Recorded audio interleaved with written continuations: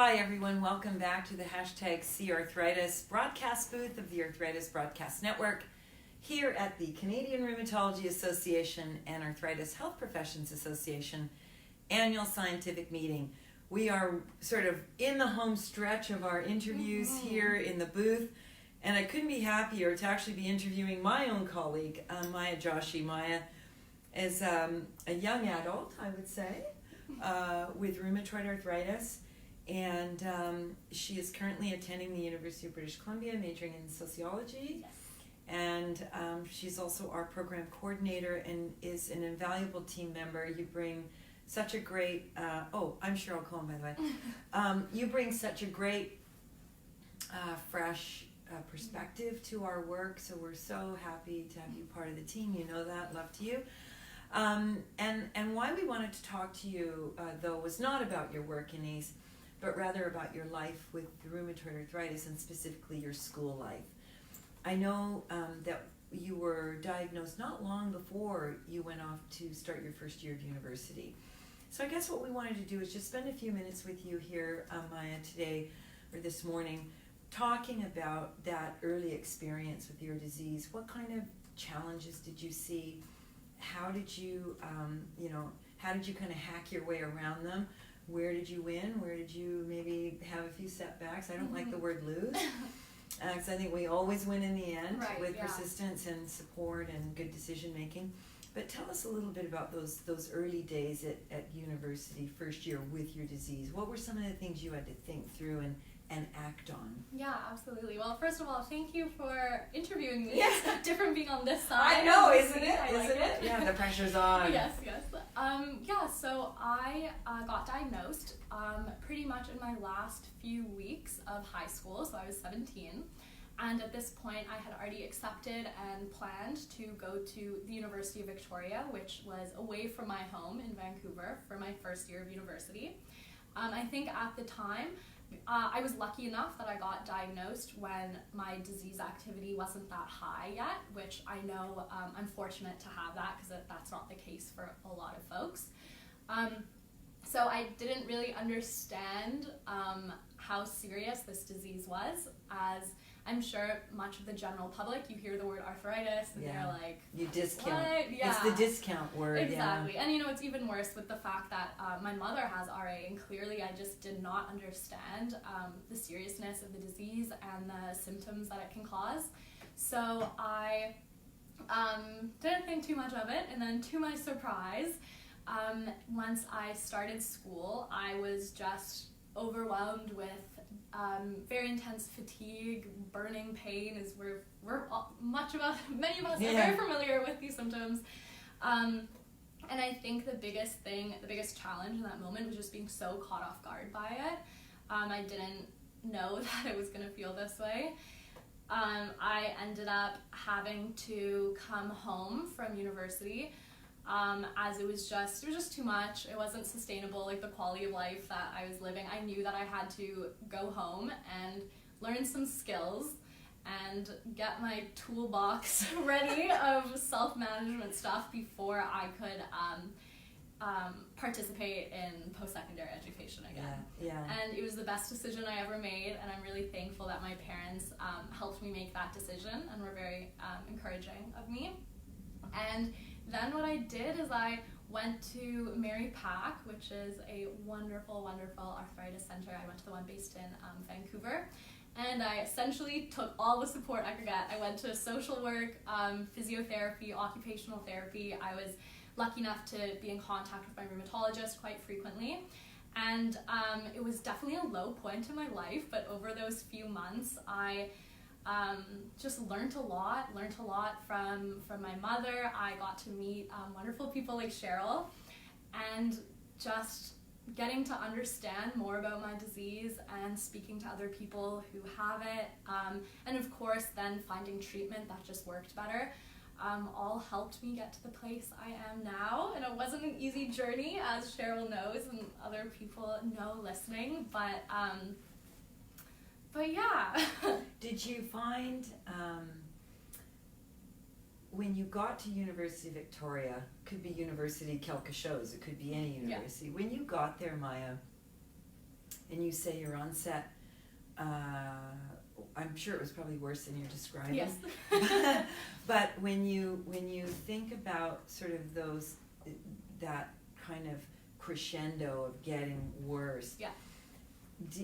Did you start thinking early in the process about, ooh, maybe I should think about, or did it all come kind of crashing down? Kind of all came crashing down. And which is such a hard place to be in, because you start thinking, as many of us do, oh, I'm a failure, Maybe I'm I'm weak, just not trying hard enough. I'm not trying hard enough.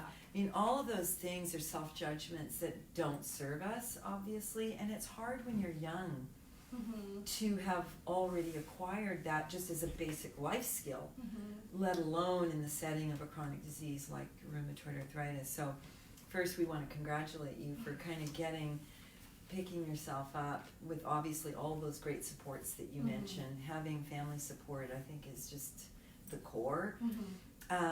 When you think about advice you might give to someone who's has either new onset or recently onset disease and is heading off, they've got their knapsack on and they're heading off to university, and they are leaving some of those supports behind as you did, what pearls would you give them based on the experience that you had up to that point? Because we're going to get to chapter 2 for you in a minute.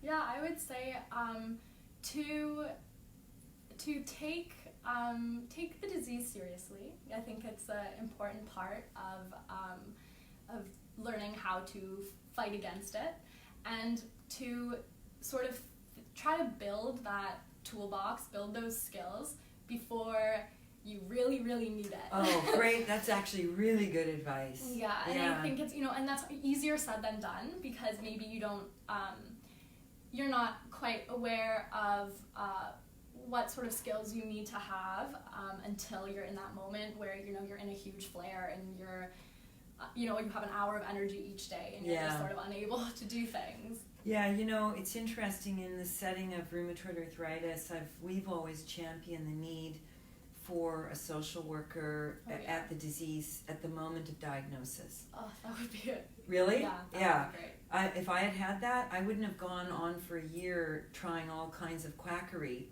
I would have had some immediate education sort of offered to me, and I would have had that psychosocial, psycho-emotional support that I needed to understand. I needed to read that education material or talk to someone who had that education and could deliver it to me.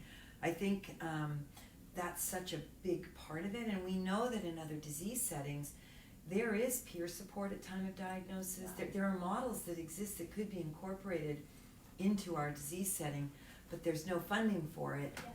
And there's not enough professionals trained in our area to do it. Yeah.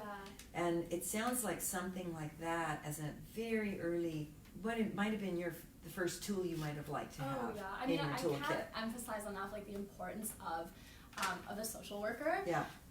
So the social worker that I saw at Mary Pack really helped me figure out how I should talk to my peers about it, which was something that's really tough, and just having a script sort of prepared of what to say to somebody in class, how to talk to my friends about this. Nice. And these, they might not seem like the most important things, but it helped me so much just figuring out how to navigate life as a young person with the disease, and the same challenges exist no matter what age you are. And, but it's just I think it's a lot tougher when you're younger, because you don't have life experience. Because much of what you do to manage early on in chronic disease and throughout your disease journey are skills you borrow from other areas. Yeah. And so when you're 17, and and a bit naive in life, and that's not a disparaging remark at all. It's just when you live as many years as me, you're going to have maybe a few more tools in your toolkit. Absolutely. Yeah.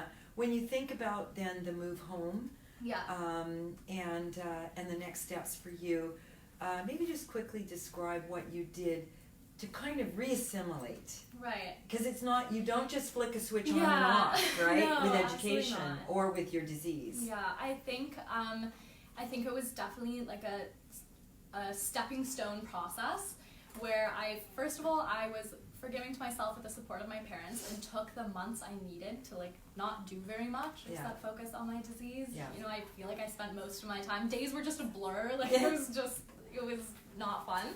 But taking that time, which I needed, and then slowly working my way up. Yeah. So what I did is, instead of going back to a full-fledged sort of university institution, I went to a community college in Vancouver first, did a few classes there before I ended up going to This is such good advice. Yeah. It was so helpful. Just kind of, not that the education delivered at the community college was training wheels, but sort of like training wheels to get back on the bike fully. Oh, exactly. And you know what I think a lot of it was as well, was building confidence in myself again, because it's pretty traumatic going through this huge change and all of a sudden, you know, not being able to do all these things that you just took for granted.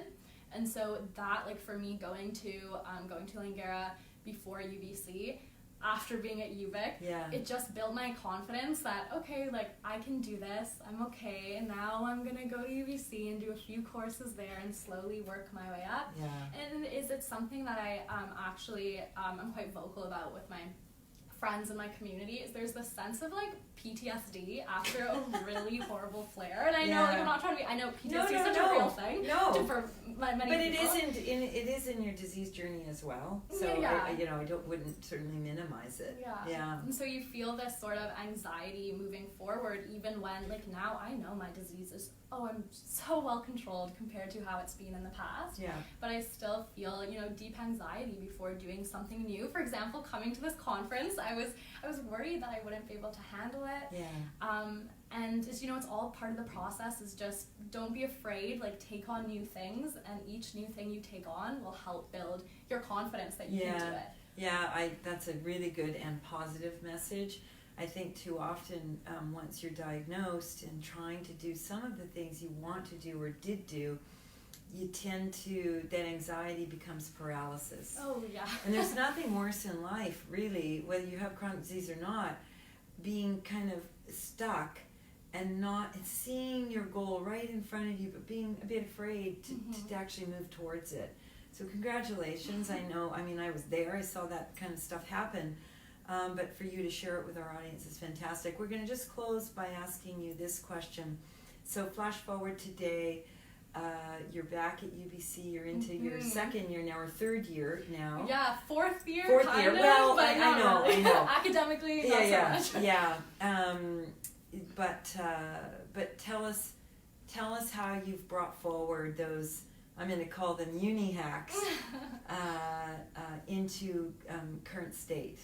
So I think definitely using the resources that are available. So I'm a part of the Accessibility Center at UBC, which means I can write my tests on a computer instead of handwriting, and because I'm doing an arts degree, it's a lot of essay writing and tests, and that would just not be possible using a pen.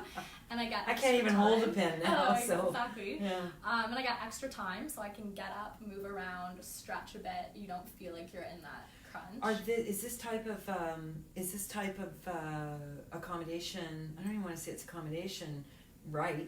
Available across universities? I really believe it is. I haven't heard of a university where it's not available.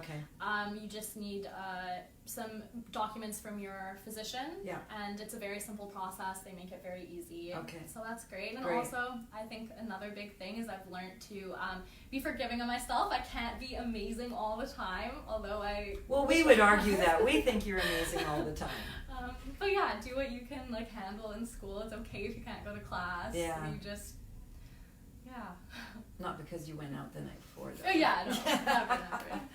And then finally, I guess, it'd be probably of interest to everyone. What are you studying? So I'm studying sociology, which is a subject I am so passionate about, despite maybe the lack of career opportunities afterwards.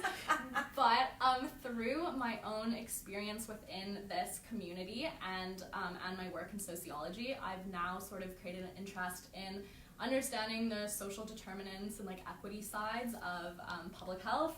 So I'm hoping to do a master's in public health and combine these areas. That would be terrific. I think we actually don't have enough bright minds and probably young minds coming into that field. And I'm sure someone's going to hire you. Yeah. Hope so. Are you out there listening? We couldn't be happier to have had you in. We're going to turn to the audience and see if there's any questions. Do you have any tips on traveling with rheumatoid arthritis? Oh, yes, she does. Yeah, absolutely. Something that I actually learned from the APAB lifestyle guides, that's the Arthritis Patient Advisory Board at Arthritis Research Canada, is to take plastic bags on planes, and you can ask for a flight attendant to put ice inside of it. So if your joints are burning, which mine often are on planes, that helps. Everybody travels differently. For me, I actually prefer to spend a bit more money and take a direct flight instead of doing different stops, but some people are different. Some people can't afford it. Right, yeah. Absolutely. Yeah. Or like to move around in between, but I find being on a plane is very difficult, the whole experience of getting from A to B, so I like to get there as fast as possible, and then you just leave space on either side of your travel to really recuperate, recover. So, well, no, but it's, for example, if you're traveling on a long overseas flight, don't book the hop on, hop off like 1 hour after your flight arrives, right? Oh, yeah. It's just sort of common sense stuff. I think for many in our population, if in fact they do need or are on a biologic, for example, it is very important to have those temperature controlled. Most patient support programs will have carriers for your meds or pre-filled syringes. You'll want to have a note from your doctor that clearly states that these medications are for you. Make sure that medication bottles are clearly labeled with your name and that the name matches that on your passport if you're traveling internationally. Bring extra medication. I think particularly right now we're hearing a lot about having at least a month's refills available because of COVID-19 or coronavirus. And another thing in that same area is try to, when you're on the plane, if you can get sanitation wipes and just kind of sanitize your area and make sure your hands here's are clean. pop quiz. Okay. What's the germiest part of the plane? The table. The food tray. So think about that. It's the thing you probably touch, besides the armrest, the most. But it's where your food goes, and you're touching it and putting it in your mouth. So I would advocate that you have one of those little travel packs of antibacterial wipes, and you take a couple of them, and you really, and do not worry that you seem like kind of anal retentive about it. Be anal retentive about it if you're immunosuppressed. These things really matter and can make a difference. Obviously, hand wash for 20 seconds at a time and frequently. Antibacterial sort of gel, if you can find it these days. You told me that all the stores are out. And I think generally speaking, if you feel comfortable enough doing it, let the flight attendants know that you're traveling with an autoimmune maybe disease. Maybe they'll upgrade you. The ultimate prize. Never happened to me, but maybe. Nor me. But there are so many things in the Arthritis Patient Advisory Board's lifestyle guide. I think is a really great resource. You can find that at arthritisresearch.ca. Any other questions, Anita? Okay, great. Well, thanks for tuning in, everyone. And as always, Maya, we thank you so much for sharing your experience, your wisdom. You have a lot of it already at this age. And we wish you the absolute best of luck in your studies. We know you're going to be the goddess of public health anytime soon now. So anytime soon. Thank you very much for coming. Thank you. Yeah.